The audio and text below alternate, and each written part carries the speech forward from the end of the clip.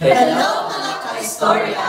Welcome sa Knowledge Kwentuhan Podcast! Where history is a chismis with sense. Our topic for today is the formal search of knowledge of sa Rizal and Ateneo de Municipal. Reminder lang, Ateneo Municipal de Manila ay pinasukan ni Rizal noong 1872. Run by Jesuits.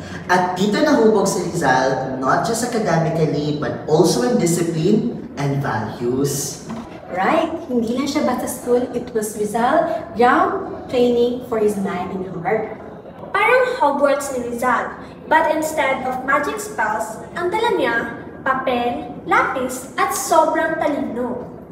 Kung Hogwarts yun, sure na nasa Ravenclaw si Rizal. Ako, expelled agad. And what's cool? Ateneo offered both classical subjects such as Latin and Greek, and modern ones like science and math. So parang all-in package lang. Yes, kaya Ateneo education was complete.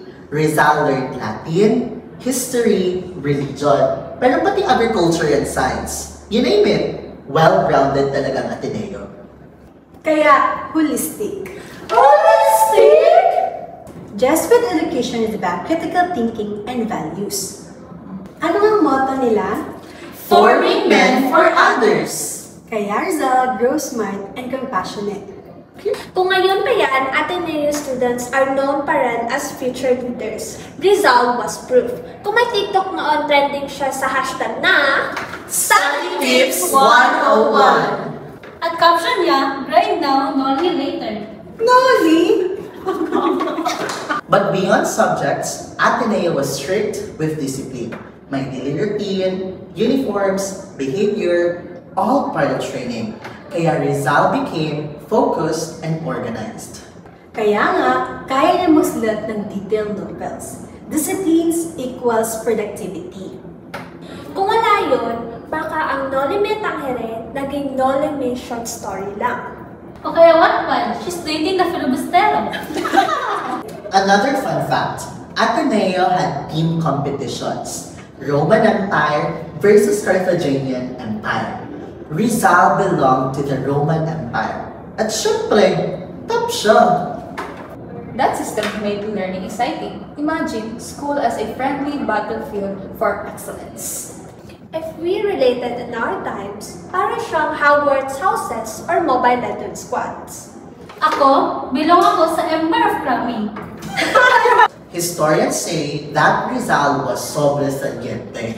Sobresaliente! Outstanding student. Ateneo gave him the foundation to later write Noli and Elfili. Exactly! Formal search of knowledge equals structured education plus character development. Ateneo prepared him to challenge injustices. And Jesuits were progressive for their time. Hindi lang brain training, but also soul and service. Kumbaga, Ateneo was Rizal's version of character development arc. Parang season 1 ng pagiging national hero niya. Ano ang season 2? Rizal versus Spain? The Revenge? Let's have a Q&A portion. If you were Rizal, anong favorite subject niyo? For me, history. Kasi doon ko makita kung paano nagbabago ang bayan. Ako, science. Para ma-explain ko sa crush ko yung mga stars habang naglalakad. Sa akin, PE kasi walang exam, just vibes. For me, Latin. Pero baka mabagsak na lang hihirap i-pronounce. For me, religion. Baka isipted pa ako sa class kung close ako kay Father. Sa recap, ano ang gist ng formal search of knowledge at Ateneo de Municipal? It gave Rizal critical thinking and discipline. It was his character development arc. Kung walang Ateneo, si Rizal ay baka TikTok influencer lang, not hero. And that shows na formal education can shape leaders. For the final mic drop, Boosh! Ateneo wasn't just a Rizal school. It was his launchpad to become main character of Philippine history. Boom! That's it for today's Knowledge Kwentuhan podcast. Thanks for tuning in. See you next time, mga ka-istorya! Bye-bye! Bye-bye! Transition tayo, Boosh!